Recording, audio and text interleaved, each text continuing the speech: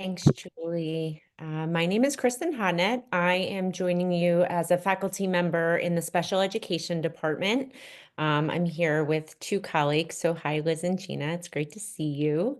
And today I'm going to talk about some things that I do to kind of build a positive classroom culture as part of just the daily actions of our space. So not necessarily something that completely changes what we do, but something that is just always a part of our routines and our ways of interacting.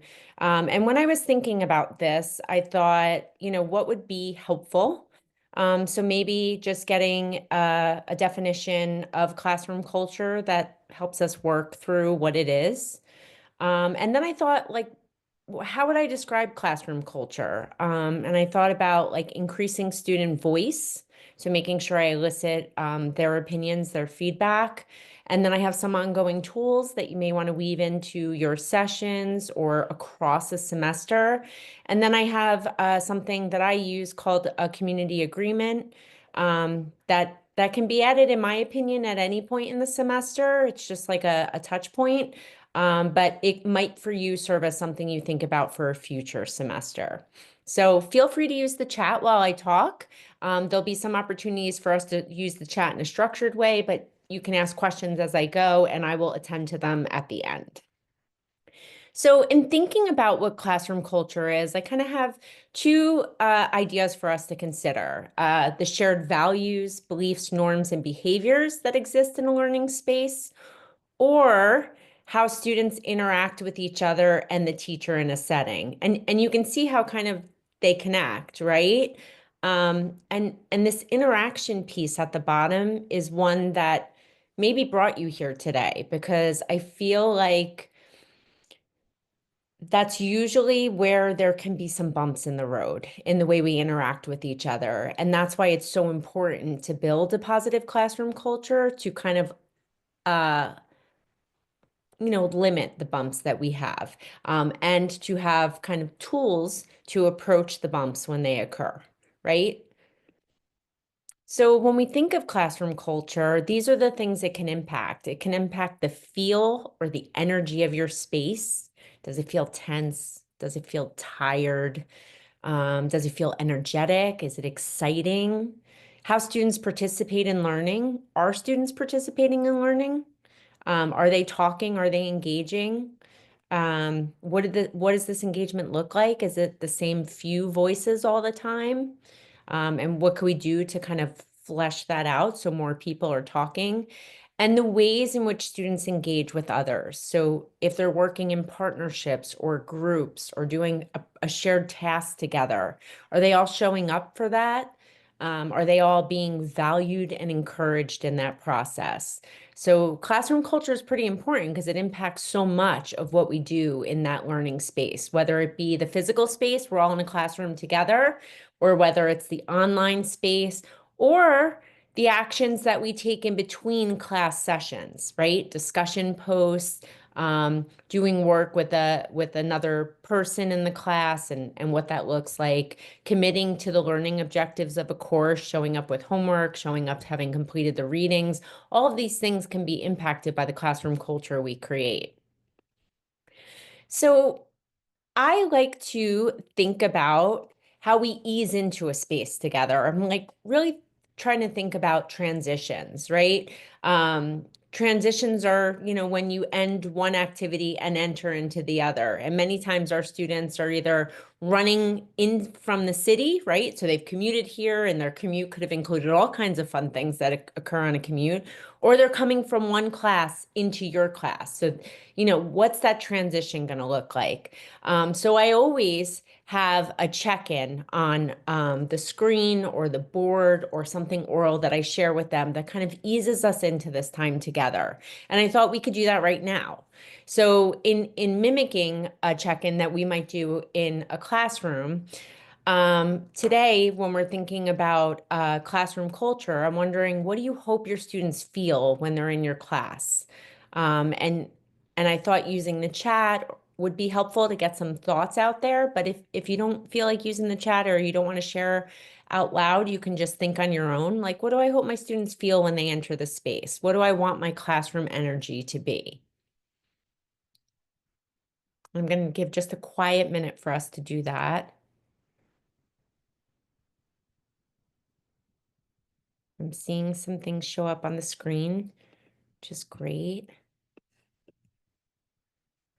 So I want them to be excited by the material and ready to talk, excited, warm, friendly, ready, positive, engaged. I love that. Really love this. Excited and ready. Yeah. So notice like none of us are saying like anxious or tired or disgruntled. And sometimes those feelings can enter our space just because of what happened before students got to our space. And this is where the ease in is really helpful. So I'm going to give a couple of suggestions for what you may want your ease in to look like. And here's one that I often ask. I work with teachers and they are joining me after a work day. So they're bringing a lot into my space. And sometimes they're just not ready to step into my content in the moment I want them to. So this is often what we open our class with. So I like to stretch it out as far as I can. This can be a thinking question I could post on the board. What is occupying your mind? What are you bringing with you today? This could be a drawing or a writing activity. Take out a piece of paper. There's a Post-it on your desk. Here's an index card. Or this could be a think and share. Maybe I want to increase engagement right at the start of class. And I say to them, like, talk to the person next to you. Share what happened on your commute or tell me about your day.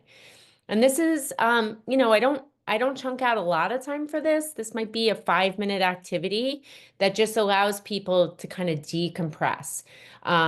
If you include that share piece and you're bringing in conversation, you may want to stretch out the time a little bit so people can chat with each other and have equal sharing, right? So both people in a partnership get to share.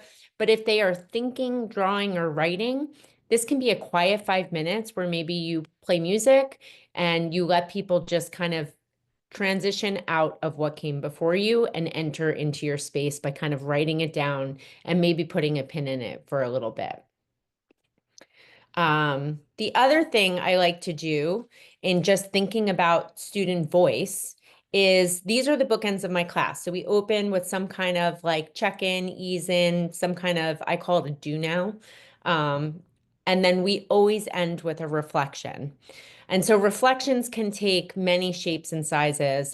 They could be more formal, something that you organize that students submit on the way out. It can be an exit ticket. It could be something they have to hand in to you. It could be electronic. But oftentimes I'll just put a question on a slide or on the board, and it may look like these 4 questions. What is working? What is missing? What do I need to know? Is there something you want to share? And students don't have to answer all of these questions, but they have to pick at least one to share with me before they exit. I tend to use index cards and Post-its because they're small and they're easy to bring from space to space. But if you are online, this could be something that you put and ask for in the chat. You can use, many online tools to support this. But what I like about the ease in and the ending with a reflection is we've increased student voice as a regular part of your class. So in every class, students are sharing what they're thinking at the start and at the end. Even if that sharing isn't always getting right to you, right? Like with that ease in, that might just be for them, but the reflection gets to you and it's part of having students, just share their voice as a regular part of the class. In thinking about some ongoing tools that you may use and you may not, but I'm just thinking about it, I use a lot of, as much as I can, like multisensory learning. I think we often teach the way we learn, and sometimes that just looks like talking and reading and writing, and that's fine. That's traditional education. But I think sometimes to make our space feel more welcoming and inclusive, it really helps if we can like change the mood of it. So music, I have my students regularly submit songs to me, songs they want to hear that are soothing and comforting, songs that they like to study with, songs that make them feel excited or happy. And I create playlists on like Spotify or whatever tool I'm using at the time. And I often play them when they're in my class, whether they're entering or whether they're doing some work. I try as much as possible to use images. So I use images to open. So when they ease in and there's that question, what's occupying your mind? Sometimes I put up like a calming or an image that makes them think. It's something that they could latch onto and kind of escape with for a few minutes. And then the light thing is tricky at Hunter, depending on your room. But if I find myself in a space where I can like shut off half the lights. I have one classroom where I don't have to have all of the overhead lights on. I can shut off half the lights.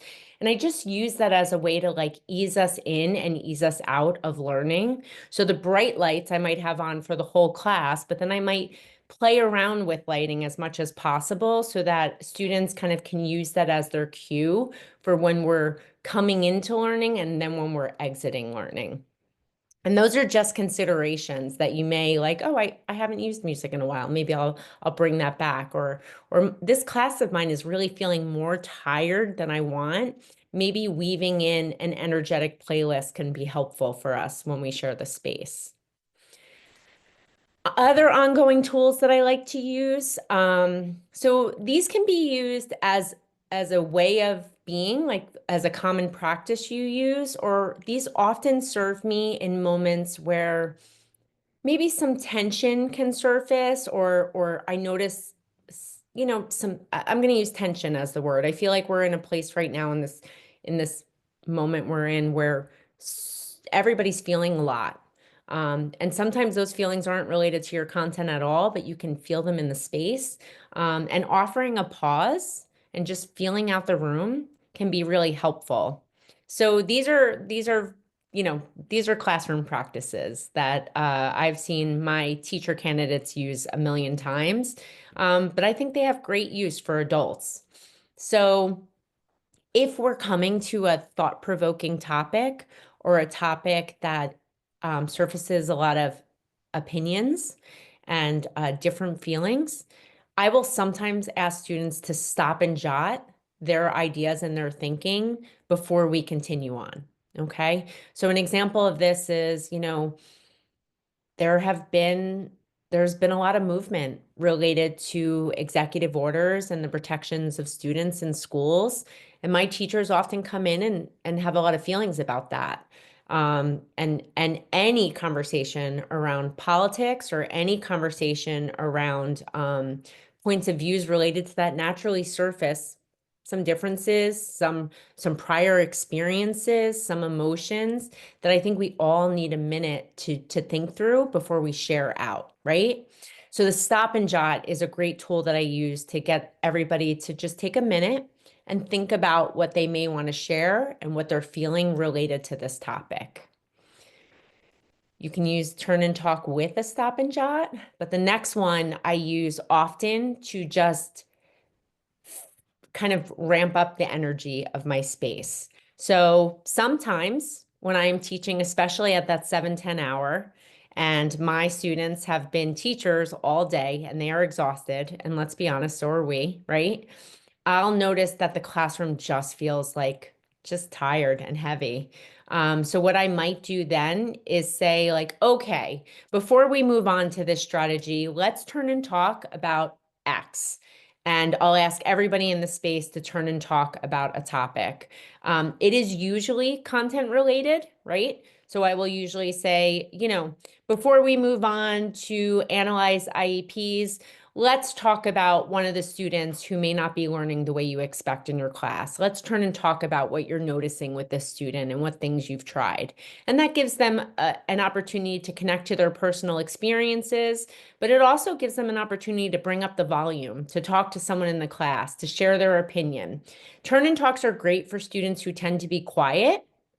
But they are also great for bringing up the energy of a space. Like they just get students re-energized to then continue on with maybe the second part of class or a new topic. And then the other thing I like to do when I'm offering a pause is just notice when a topic becomes heated or something that requires a little bit more, maybe information, a little bit more support. This can be information that I need, support that I need, or this could be something that I think my students need. And I'll sometimes ask if we can put a pin in it and revisit it later. And sometimes what that looks like is we connect about it again at the end of class. Sometimes what that looks like is we open the next class with talking about that topic again, maybe when we have some support from another group that is more knowledgeable on it. But I use the put a pin in it when we're talking about a topic that maybe we're just not ready to go further with at the moment. We need a little bit more information, or it's, especially during this current time, maybe the topic like just happened and we all need a moment to process it before we start reacting. Another thing I like to do to just build a community of learners is making sure that the students feel that they have some power in my classroom. So incorporating as much choice as possible. And there's so many ways to do this. Incorporating choice was initially modeled to me by David Connor because he had designed so many of the courses in my department.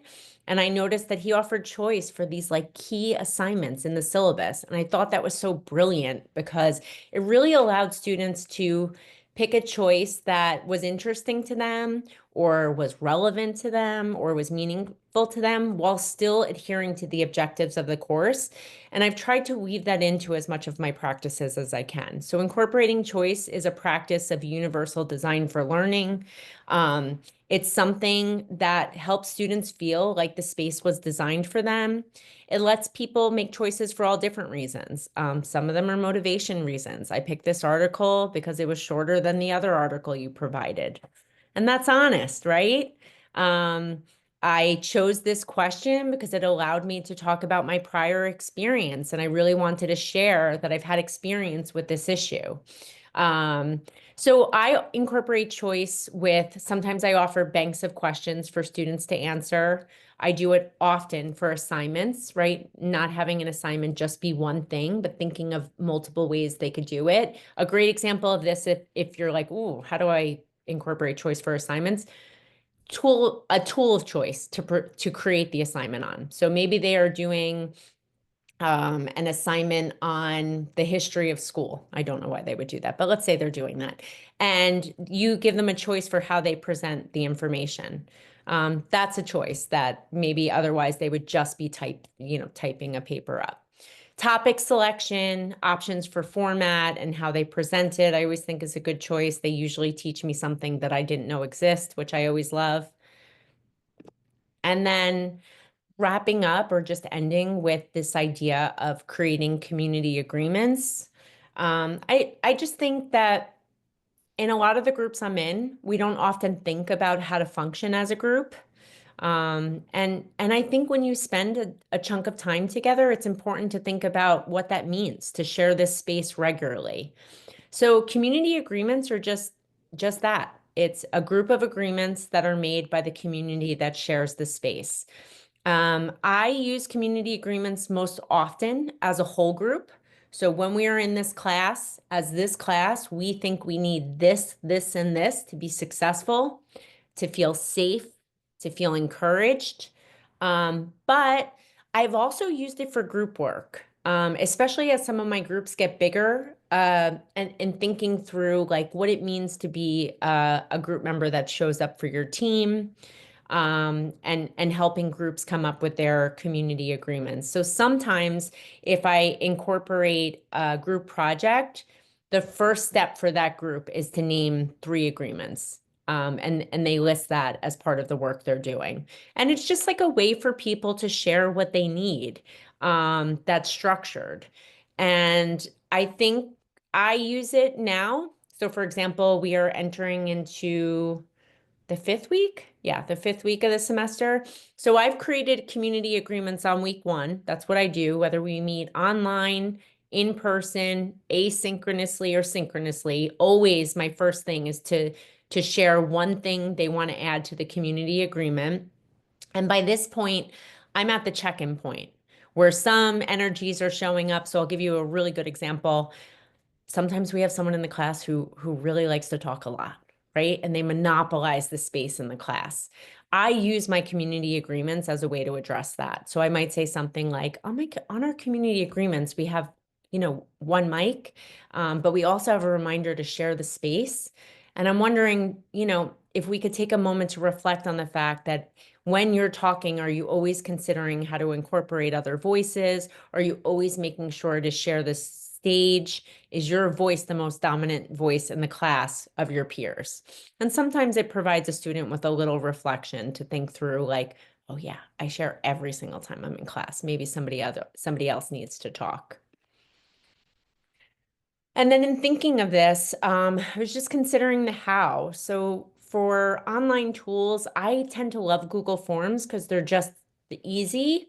But I also recognize the value, and they could be shared with a link, but I recognize the value for online learning of using either the Mentimeter or the Poll Everywhere, because they have a QR code that my students love to just scan on their phone. If they're like in a sync session with me, they may pick up their phone and do that. If we are in person, I love a good index card, some paper, or a Post-it. There's no shortage of that. And what I love about Post-its is I often have them put them on the door on their way out. So then when I'm leaving, I just grab all the Post-its and I read them like on my commute home that night. Classroom discussion boards are a great place to post a question. Doesn't always have to be content, focused. It could be more about like the vibe of your space. Like, last night's class felt long. What could we do to make class feel more engaging and interesting? And students will share. And then I also embed these questions into their individual or group assignments. So I gave you the example of creating community norms as something they do that's part of group work. But I also have students reflect very regularly as part of their like longer term assignments, to, and it's surprising what they'll share. Like sometimes I'm like, oh, that was a little too much, but it's good because it gives you like, I waited until the last minute and I did all this work the night before. And it's like, yeah, it shows you didn't proofread anything. But those are the helpful things for us to learn about our students that we don't always get to check in on when we're reading their research papers or looking at their presentations. Okay, so I'm going to stop my share. These two things that are very, very dear to me, which is the camera has to be on and there's no bundling of assignments. Now, I don't care what my fellow teachers are doing. I don't accept a bundle of assignments at the end because it's not really learning, in my opinion, and it kind of it breeds procrastination. Of course, there's always, the student who really faces something else that is terrible. But, usually that person comes to you, and if they don't, there's a conversation. But I'm just talking about general um, procrastinators. I also learned this from teaching with love and logic, a little technique of empathizing with the student by saying, I understand, and hearing their story, whatever it is, the dog ate my homework, but turning it back to equitable practices. Yes, I understand. Oh, I have 3 children at home, and I understand you have 3 children at home, but the essay was due, and I do have to take points off. And usually they're really good about it because I explain it that way. Being consistent, being clear, no matter how much you love a student, a favorite student, or you don't like a student, I have to be really work on myself, my inner strength to be clear. And consequences, being clear about the consequences to my students. I also have a policy about please do not text, call me, email me 2 minutes before the class that you have suddenly an emergency, unless it's like you're running late, you're literally in the subway. But if you tell me you're just not coming because you realize that you didn't read the syllabus correctly or something, that's a whole other ball game. And they know that now that, and I put it in my syllabus quiz. Chow got me into the syllabus quiz business. And as much as I'm tempted not to do it, I always have a syllabus quiz and I make it funny too.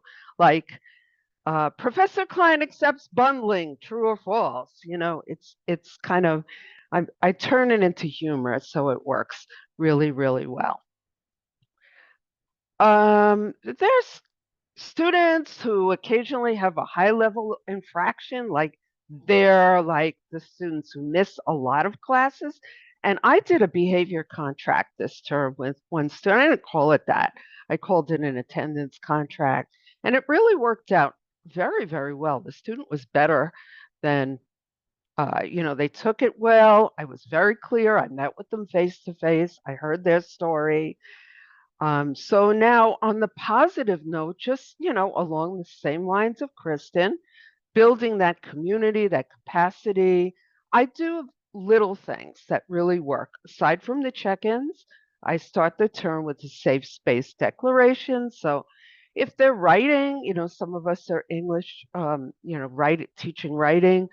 Anything that they write is safe. I'm not here to judge your writing. I'm here to shape it. So I do a safe space declaration and I let them, be a part of it. I have icebreakers. Sometimes it's a quote and sometimes it's multisensory. So I'll give you a little bit of a clue of what I did the other day. It was tremendously successful. I sent the students pictures of mandalas, all kinds of mandalas, and we had an adult coloring session on Zoom for the first 5 minutes. Now, you may think, all right, coloring, what's up with that? The students responded to how they felt during the coloring session, and it was really, really incredibly successful. I put down some of the quotes. One of the students chose to draw their own mandala.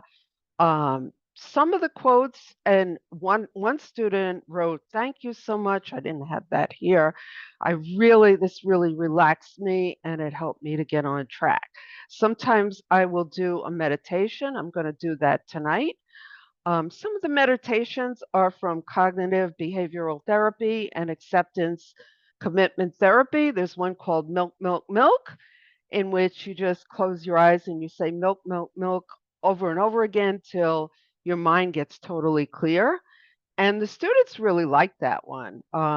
We used that one during the protests and they really loved it. There's another one, a simple one, autumn leaves in a stream, where you visualize a leaf in a stream and your cares are going down the stream with it. They love that one too. Sometimes I'll put up a picture on Zoom of leaves in a stream to help them. Just a few minutes of that each time in place of a silly icebreaker, it really helps. We did one with interrupting negative thoughts, where I had them observing their thoughts and not trying to suppress them. And then they did a reframing and it was really specific. So it helped a lot. So here's what I did. I send them often, I send them the material ahead of time so that they can print out the mandala or they can have the meditations so that um, they're not shocked.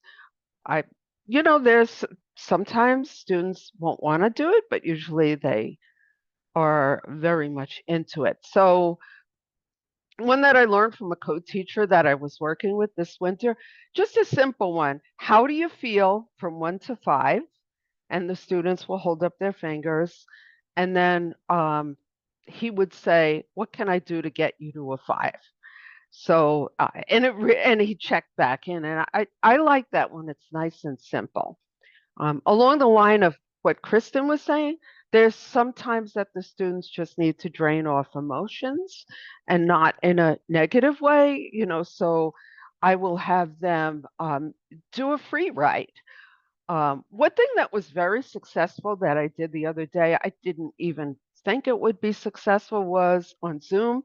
I asked them, and I've done this in person, to grab any object that means something to them. It can't be a picture of their kids, though, because everybody wants to do that. And then to go around the room, talk about why they like this object or they picked it. And it just was so amazing. We had people, we had, we were in tears, we were supporting each other, and it took no more than maybe 7 minutes. It was really powerful.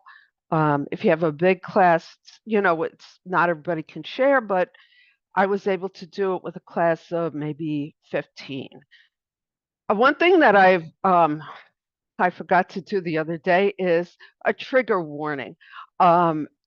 We were reading a poem, and I forgot to tell the students that this would be very. Oh no, I showed some images, and I forgot to tell them that these images might be a little bit upsetting. And so I remind myself to do these trigger warnings because even though they don't bother everybody, sometimes they will bother somebody. So they just need to know to expect it. So if I'm doing a deconstructed poem that might upset them, I would say that. Again, empathizing and saying, just simply saying these are challenging times, it really helps a great deal. One thing I also do is I open Zoom up early so anybody who wants to hang out can come and talk. Um, I guess I learned this from ACERT, is sometimes there's a project where students I give them a chance to opt out of maybe listening to that particular poem or analyzing that particular poem. Funny, they never opt out. I've never had anybody opt out, but just giving them the chance really changes the mood and it really works out really well. So if it's an upsetting, it has upsetting lyrics or curse words, I will let them know because sometimes a poem will need to have curse words. So, um, this term, I also put in my syllabus some links for resources. And I didn't put it, sometimes I'll put it at the very beginning and sometimes I'll put it at the very end. So I will just preload the BRT, the counseling center, the writing center right in the syllabus. So they don't have to I don't have to email them. It's right and I put it in bold. So it's really helpful. I do a lot of free writing, even if it's 5 minutes, but sometimes I give a prompt that will get them talking as an icebreaker. So one of the prompts that was really it's successful over and over again is the best thing I ever ate. And I use that. Most of them have not seen that TV show that comes on the Food Channel, but it's a fun TV show. And this brings up so much community. People start talking about some of them went to a fancy hotel, some of them it's about what their mom cooked. It just brings up a lot.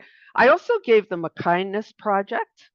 They teach kids, so they turned it into a matrix for their kids, which I added at the end. I'll email this to Julie.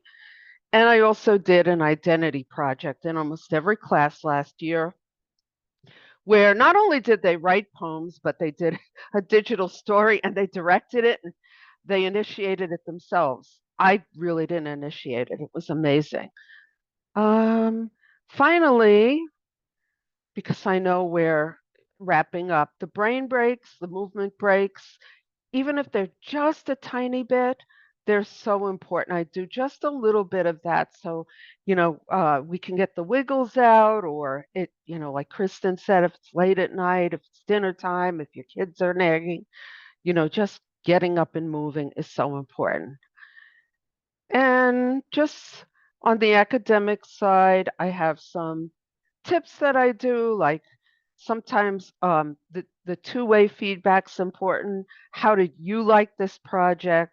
At the very end of the course, I have an intern party and I get some postcards and I have them write a postcard to themselves.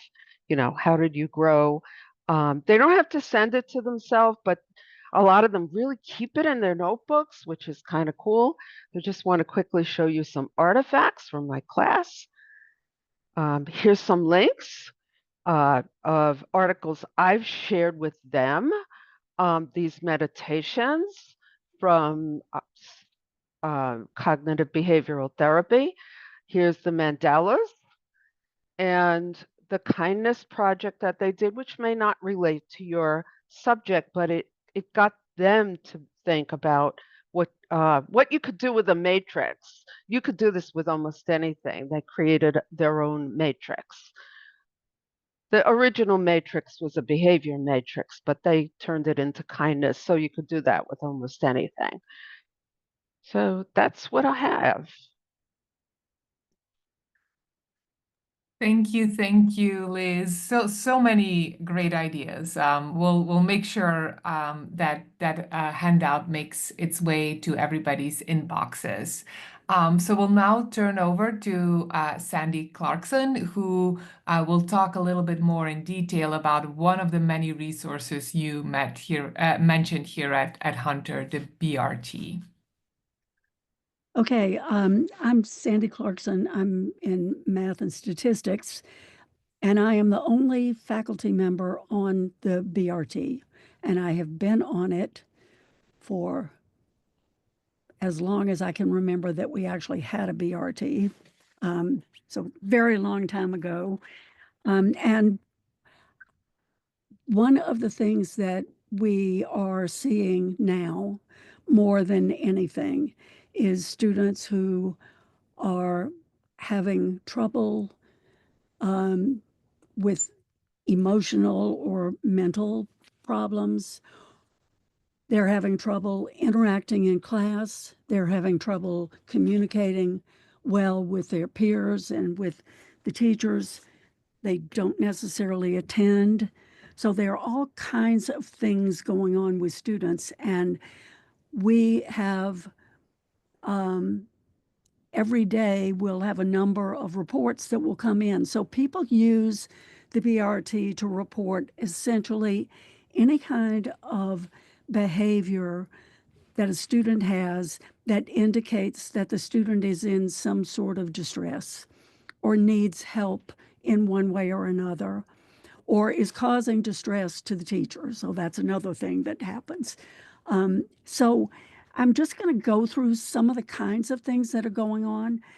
And one of the things that we see again and again is that we have a lot of young faculty who come here directly from graduate school who've never taught before, or if they've taught, they might have taught as TAs, but having their own classroom and dealing with students who may or may not be in the mood to learn or behave like they should. The faculty have a lot of anxiety, and it's especially, the younger ones, the ones that are maybe not tenured, the ones that are newer here.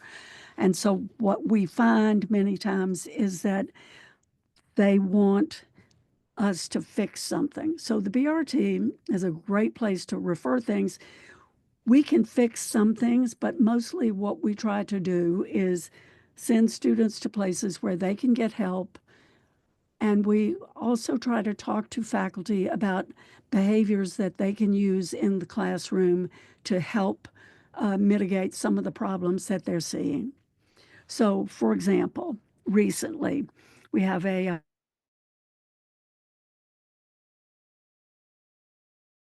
in the class, and in the middle of the lecture will yawn very loudly. And this is one of those things, and I noticed actually in the chat where somebody said something about camera on, how do you enforce it? So anything, how do you enforce it? So student yawns in class, the instructor tells the student not to yawn, and the student does it again. So what is that about? The issue is faculty need to learn to recognize, first of all, it's not really personal. It's more about the student that's acting out than it is about you.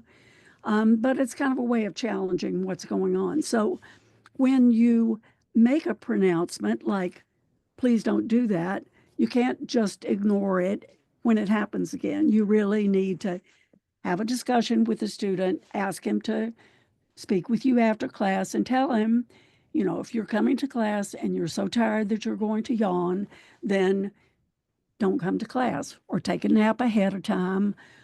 Because when you're in class, I don't want to hear that kind of loud outburst. And then you're going to have to do something about it. But what happens very often is that the teacher they'll come in and they complain about that. They'll either go to their department chair to come in and fix it, or they want the BRT to call the kid in and say, you shouldn't yawn in class. Now, what I know from, I'm a mom and a grandmom, but what I know is that if you try to fix your kids' problems, you're going to find that there are kids that might be afraid of you, but it's not going to help them stop doing whatever they're doing to your own child. You have to teach your child how to deal with the problem. So part of what we try to do is to talk to the teachers about behaviors that they might have in order to stop something like this. And the one thing is, don't go running to the department chair, because the department chair is not going to be able to fix it. This is something that once you start teaching, and I would say that everybody should spend a year in junior high teaching, because you learn essentially anything that you need to know to teach later. But part of it is being clear about what you expect. When something happens, deal with it. If it happens again, definitely deal with it. And you need to know what the limits are. So one of the things that you cannot do is you cannot throw a kid out of class for good. You can't say, leave my class, I don't want you in there. So we do have faculty that are very upset with us in the BRT because we don't tell the kid he has to get out of the class. Legally, we can't do that. Legally, you can't do that. But you can tell the kid, if he's talking in class, please go out in the hall, do whatever talking you need to do when you get through and come back in. But the class is not the place to do the talking. The less emotional you can be about dealing with kids, the better off you are. And you need to recognize what do you do in class and what do you do out of class. So you don't argue with the student about their grades in class. You say, please speak to me after class. You might want to say, speak to me after class to the person who's yawning, and then have that conversation, because the classroom should not be the place where you have any kind of things going on that's not related to what those students need to know. Because while you're dealing with one student, you got 25 or 30 others that are really unhappy that their time is being wasted, either by you or by them. So one of the things the BRT does is try to work with faculty to help them develop some ways of dealing with things. One of the things that we see a lot of times is students will reach out to their faculty members and tell them things that show that the student is really having a lot of trouble. So that is not the time for a faculty member to be a counselor or try to do, be a social worker. It's your job to try to get the student to a place where somebody who is trained can work with them. There are lots of students that like to have that individual connection with their instructor, so they email them every night or 2 or 3 times during the day, and there are different levels of that. We get to the point where they basically follow the teacher around to talk to them all the time. So there's that kind of issue that we see more and more of. And part of that is, again, learning about how to deal with students and recognizing what's in your wheelhouse and what belongs someplace else. So we have great resources, counseling and wellness. We have advisors that can help with scheduling issues. We've got somebody can talk to you about financial problems. There are lots of places to send the student. Faculty members should be concentrating on what they can do well and what they can't. We have about at least every week, we will have somebody that we might end up having to take to a hospital, unfortunately, because we've got students who feel desperate at times and make statements that indicate that they might harm themselves. And part of what we know is that you need to deal with that immediately. You can't wait and find out, do they mean it? Do they not mean it? So we've got counselors that can deal with something like that. Faculty can walk a student up to counseling and wellness on the 11th floor, and they will do immediate intake for a student that's having a problem. And if you are contacted by a student, find out where the student is, keep them on the phone if you can, and you can get help. If it's not during the regular class time, our people in public safety are trained to deal with this. The people that are the residence assistants in the different dorms are trained to deal with this. But that's one of the areas that we're seeing many more incidents. We have students that that are not attending class. So right about the time of verification of attendance, we have a lot of people that will refer students to us. It's a student that might have come to class at the beginning. The faculty member has reached out. The student is not responding. What BRT can do is that they can request that a student come talk to them. They can reach out. They can give referral information, but they cannot force a student to come see them. The only time that there's really any leverage is if a student has made some public statement about harming themselves, and there's a protocol for that, and it is a little more rigid than other things. But in terms of being able to call somebody in, the student has the authority to decide whether to come in or not come in. So for somebody who is acting out in class, we can tell them to come in, and if they don't, then we can again give the faculty member tools to use so that if the student continues with the behavior but won't come in, then it can be bumped up into a conduct issue. Once it's bumped up to that level, there's more that can be done. There are a lot of people that get frustrated with the name behavioral response team, and they feel like maybe they're putting the student is going to get in trouble. Nobody has ever gotten in trouble with us who didn't actually just get themselves in trouble by escalating whatever they were doing. We're actually here to help. I don't talk directly to the students as an advisor because I am not an advisor. I am really there as a faculty member to say what faculty members can do, what they can't do, who the chairs are, everything else. I can give that kind of information. I can listen to what's going on. But what I do know is that the number of referrals that we have is up. The level of anxiety that the faculty are feeling and that some of the students are feeling is up. There is always somebody here that can give you help with whatever your situation is, but you do need to reach out to do it. I'm happy always if somebody wants to just run something by me before they, report it. But the main people that we need to help are those new faculty and part-time faculty that don't necessarily have that much of a connection with the main, what's going on in the main part of school, because sometimes they find themselves in situations that are much further advanced than they should be by the time we can get them some sort of help or support. So anyway, just to let you know, the BRT is here to help you. I know it seems frustrating because there's not somebody that comes down and fixes things immediately, but we can help you get something fixed, and we can teach you some things that you can use to keep from having similar problems in another semester.